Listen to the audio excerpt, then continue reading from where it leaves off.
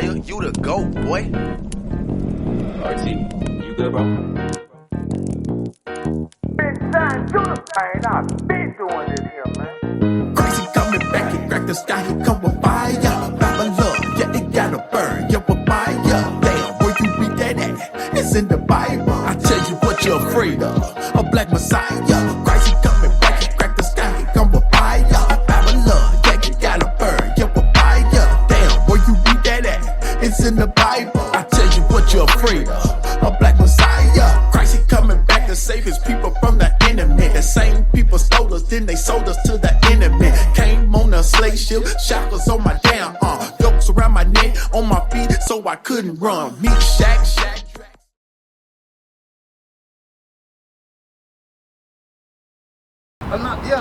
Yeah, go ahead. Well, my question was, me and my husband, we're very interested in starting Missionary. Missionary work. You know, just missionary, going around the world, telling people about God, just, you know, just trying to get people into, you know, Jesus. Right. But anywho, he's a minister. Right. So what I'm asking is, what do I need to do to be able to get me and my family on that path? Well, see, and what we doing, we do the missionary, we go worldwide. This is what we do. But there's things, give me Luke 22 and 31. There's things first that has to happen first before the Lord will even trust y'all to go and do that kind of stuff. And we're going to show you right here. With Luke 22 and 31. So it's very important now. Y'all want to do missionary work, but you got to remember, your husband, he has to be the teacher, but he has to learn. Right. Right there, you have to be his helpmeet. You're not supposed to teach men. You teach younger women and children. Yes, that's what the job. That's what the job is. I want to show you though. Yes, sir. You got it? This is the book of Luke, chapter 22, verse 31. Read. And the Lord said, Simon, Simon. Now this is Simon Peter. Remember, this is Peter, the head disciple. Read. Behold, Satan hath desired to have you. So Satan has desired to get Simon Peter because he's doing a missionary work. Anytime we go into missionary work, Satan is desiring us. He's going to try to come after us. He's going to try to come after your marriage, after your children, after your church. Anybody that you're with, he's going to try to come after them and try to get to you. Read. That he may sift you as wheat. And say Satan will sift your wheat. That means he's very calculating. He's going to do something so simple and it's going to lead to something big. Y'all have to prepare your mind for that. Read. But I have prayed for thee. But see, Christ prayed for Peter, saying, I'm praying to you, Father, that Peter will be successful. Read. That thy faith fail not. So first of all, you got to have the faith, and your faith cannot fail. A way a faith can fail is in the midst of sin. I mean, if you eat pork, crab, lobster, shrimp, when the Lord says not to, your faith is going to fail. I love that you're in a dress, because that's what women are supposed to wear. If you put on pants, your faith is going to fail, because the Bible says you're not supposed to wear pants, and a man is not supposed to wear dresses. We're going to show you that in a second. I'm going to finish the scripture, I'm going to show you that. Read that. And when thou art converted. So now he's telling Peter, when you're converted, now Peter just walked with Christ 3 years. Peter's like, wait, Lord, I'm walking with you. I'm converted already. But the Lord said, no, you're not converted yet. Read. Strengthen thy brethren. So that means when you're changed into your perfect form, when you're ready, your mind is right, you and your husband's mind is right, y'all keep the commandments of God, then you have to go and you can do your missionary work. You can strengthen the other people around it and let them know. Because the Christian church has been lying to us the whole time. So give me, I'm going to show you something. Give me Deuteronomy 22 and 5. I'm gonna show you what I was just not talking about, because I saw your expression when I say about the pants and the dresses. It's very important that you get yourself right and your husband get himself right, because there's things too with him. He wear the pants. He's supposed to wear the pants because he's the man, and there's supposed to be an order. But I'm gonna show you this first. Read. Yeah, that's what we just went over there. Yeah. This is the book of Deuteronomy, chapter 22 and verse 5. The woman shall not wear that which pertaineth unto a man. We're gonna come back to that. Read. Neither shall a man put on a woman's garment. So the last part says a man cannot put on a woman's garment. A woman's garment is a dress. If I was out here with a dress, you would not take me seriously as a child of God. That's cross-dressing. Read the first part again. The woman shall not wear that which pertaineth unto a man. So now, it's on the flip side, a woman cannot wear that which pertaineth to a man. Men wear pants. If you notice, there's a zip on our pants. What is a woman pulling out? That's not a woman's apparel. That's men apparel. Now they might say, hey, I make woman pants, but I'm like, God said there's no such thing as women pants. He said, I want a woman to be like a queen, or not a queen, a princess. You'll never see a princess in pants. Never. Because you're his daughter. The blacks, Hispanics, and Native American, we are the Israelites. And I'm gonna get to that in a second too. We are God's chosen people. And he don't want to see us, and he don't want us out of order. Like, what is it, Habakkuk 6, 1 and 6? Zephaniah 1 and 6? Punish? Zephaniah 1 and 6. So the Lord doesn't want you in past. 1 and 8. 1 and 8. He don't want me in a dress. And that's a heavy thing to take. I'm gonna show you a couple of scriptures on that too.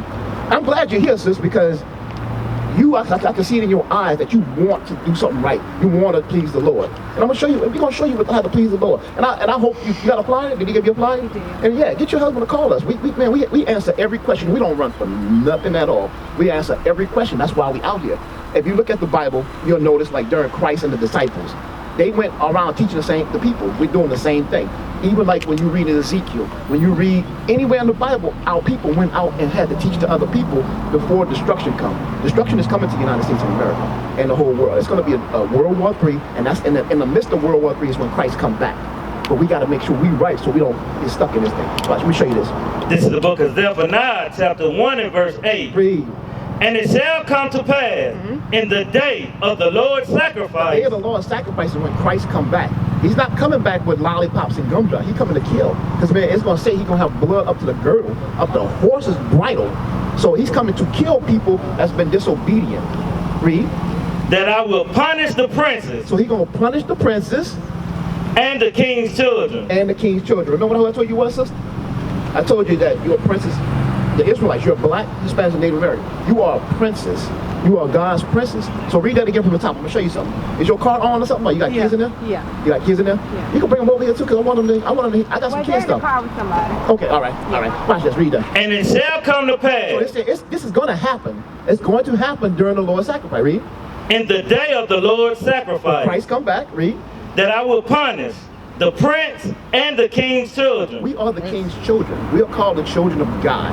We are called Israel. That means the prince that has power. A prince means is a son of a king. Christ is the king. We are those children. So he said that if he's going to punish them, if they what? And all such as are clothed with strange apparel. It says strange apparel. Remember, it says women shall not wear what pertains to a man. Man should not wear what pertains to a woman. That's strange apparel. He said he's going to punish everybody when he come back. You're not going to get the kingdom if that happens.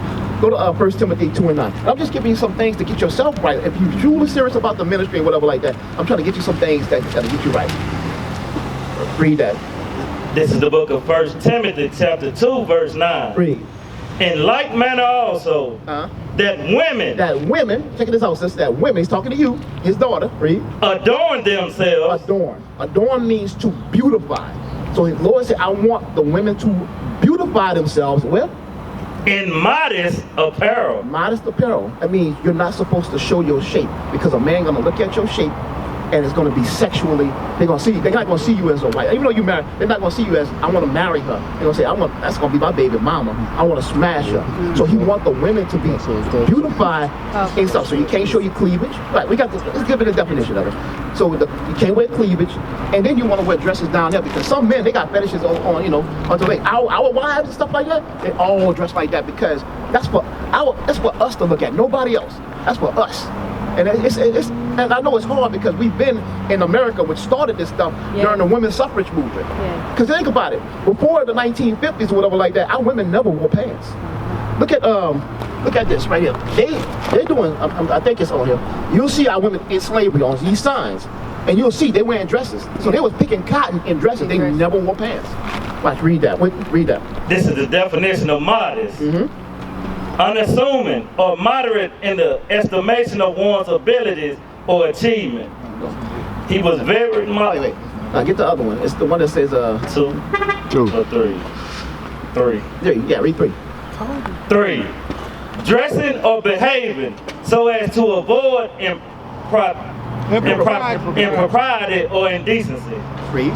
That's it. So it's dressing in propriety or decency. That means you cannot show your figure or your form. And our sisters, our sisters have the best forms in the world. So men are always looking at our sisters. Now go to verse 11. Now you was talking about women teaching. Let me show you something. This is the book of 1 Timothy chapter 2 and verse 11. Read. Let the woman learn in silence. So when we are all around, especially with the men, The men are supposed to be teaching. The women are supposed to learn in silence. Read. With all subjection. That means with all subjection. You know why God did that? Because when you go back to Genesis 3, I believe it's 16 or 20, Genesis 3 and 27, the Lord told Eve, he said, you're going to be in subjection to your husband, fully subjected. And that's why, so Paul is really quoting that scripture, but he's saying, let the woman learn in silence with all subjection. So when you got a bunch of men around, you let your husband teach the men. Now we're gonna go to some scriptures where you will be able to teach that too. But give me that 1 Corinthians 14. Oh, well, keep reading. 14:34. Yeah, we're gonna go down too. Keep reading. Yes, sir. But I suffer not a woman to teach. So it says, I suffer not a woman to teach. Read. Nor to usurp authority over the man. So that's why, why Nina Bynums and stuff like that, the Paula Whites, they're usurping authority over men. They got a whole church full of nothing but men in there. If you look at those men are either effeminate or they're part of the LGBT community. Why? Because they're letting this woman effeminate them, being effeminate. You know, so this is what I'm trying to tell you. You cannot teach, you're not supposed to teach a man. Now, if a man come to you that doesn't know what we're teaching you right here, and he say, hey, what you a part of? You can tell him. But once he's curious about it, guess what? He becomes a man. Get rid of that. Give me 1 Kings 2 and 2. Let me show you something. Once he say, I want to know more about this, you stop talking about it and say, let me give you my husband, or let me give you something like that. Let me give you a flyer. Because he's not a man until he starts wanting these commandments. 1 Kings, I think it's 2 and 2. This is the book of 1 Kings, chapter 2 and verse 2. Bring it out. I go the way of all the earth. Be strong, therefore. Be strong, read. And show thyself a man. Show thyself a man, read. And keep the charge of the Lord thy God. So keep the charge of the Lord thy God. The charge is the commandments. So a man has to, like, if he come to you and say, okay, I like what you're part of, I need to know more. Then you stop teaching him then, because he's not becoming a man. And you want to actually go and say, here, my husband, he's going to teach you a little bit more. Or we got people at the church, whatever like that, our church and school, saying, hey, they're going to give you more information. You understand what I'm saying? Yes, sir. Yeah, so now I'll give you 1 Corinthians 14, I think it's 33? 34. 34, yep. This is the book of 1 Corinthians chapter 14 and verse 34. Read.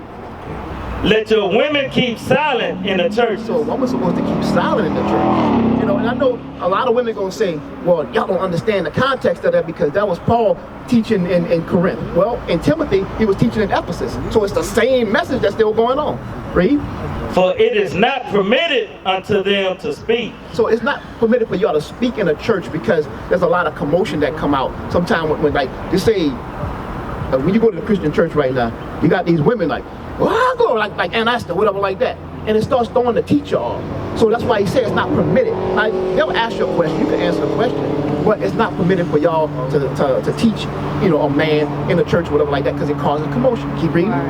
But they are commanded to be under obedience. They commanded to be under obedience. That's when we go back in Genesis, when Adam and Eve happened, he said, Eve, because what you did, you're going to be in subject and you're going to be in obedience to your man. This is the book of Titus chapter 2 and verse 3. The aged woman likewise, that they be in behavior as becoming holiness. So before you can actually teach the aged woman, I mean, if you don't mind me asking, how old are you? I'm in my 20s. In your 20s, say you're a young lady, but you're going to be up in age pretty soon. So now, read it again.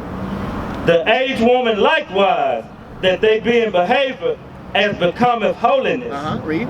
Not false accusers. So you can't be a liar, you can't be a false accuser. Read. Not given to much wine. You can't be drinking all the time, like that, you know, always drunk. Read. Teachers of good things. So now it's telling you teachers a good thing. So what is good is God's law. So you have to teach the laws to your children. But it's going to tell you when we go down who to be teaching. Read. That they may teach the young women. So that's your job. So to be a teacher, if you want to be a missionary, you have to teach who? The young women. You have to teach the young women to be sober. So to be sober means clear-minded. Clear-minded is when you really impressed in this Bible. When you really think about this Bible, you're becoming sober. You have to be sober-minded, and they can't do it while they smoking weed or something like that. You cannot be sober-minded. Sober-minded just means clear-minded. Read. To love their husband. And guess what? The younger sisters these days, they have to learn how to love their husband. Look at what's going on today. I mean, some of these young girls have more bodies than most of us out here together. It's ridiculous, and I feel bad for them because they don't know how they're messing up their body. Once a man go into a woman like that, he puts his spirit in there. You ever notice some of these young girls be acting crazy? That's because that man's spirit is on that girl. And if they have 15 bodies, they have 15 spirits on it. One could be like a murderer, so she ready to kill somebody. One could be, the man could be a child molester, whatever like that, and she might be a cougar wanting a young boy. That's spirits that's transferred from each other. But that's why all these bodies, that's why the world is so crazy right now, because we're doing everything God told us not to do. It is a spiritual thing that we taught of. Read. To love their children. So, and that has to be taught to mothers too, how to love their children. Hold this one. You can let everything go, but just hold this one. Let me show you what love is.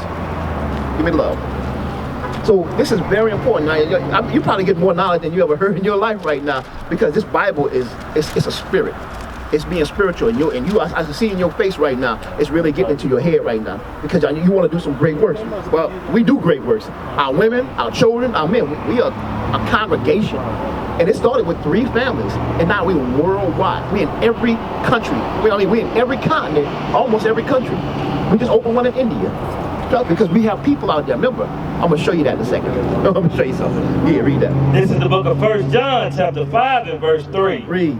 For this is the love of God. So now, this is a definition of how you love God. This is the love of God. Read. That we keep his commandments. That's how we love God. We keep his commandments. That is the love of God. So you can't go to God and give him a hug or give him flowers or something like that. He said, no, I want you to keep my commandments. If I tell you not to eat pork, crab, lobster, shrimp, don't eat that. If I tell you not to celebrate Christmas, Thanksgiving, Halloween, New Year's, Valentine's Day, he said, I gave you high holy days. I didn't give you any of these days. That's what the world gave us. Christmas is not even Jesus' birthday. And guess what? No Israelite in the Bible celebrate their birthday, and when one did, he was put to death. That's a sin to celebrate your birthday. I'm serious. I see in your eye, you're like, wait, where is that at? We're going to show you that too. We got a lot of information for you. Are you finished with that? No, sir. Read. And his commandments are not grievous. They say his commandments are not grievous. So a lot of people say, oh, man, how are we supposed to keep over 600 commandments? Well, guess what? Right now, Tennessee has 12,000 commandments. We're not in jail, so that means we keeping most of them, right? So over 600 is not that hard to keep. You don't kill nobody. I don't think you kill nobody, right? Right, you don't do that. You married. I pray that you not commit adultery. You or your husband not commit. You don't. You take care of your kids, right? Yeah, and they trying to honor their mother and father. They keep the commandments too. So it's not grievous. It's really easy to do. But when you want to do that missionary work, then Satan will try to get on you and say, hey, it's all right. You can do this. It's going to be all right. The Lord going to forgive you for that. But no, the Lord say, what? That's willful sin. I'm going to punish you once you do it. What is a nation? Nation is family. Nation is community. Nation is men leading by example.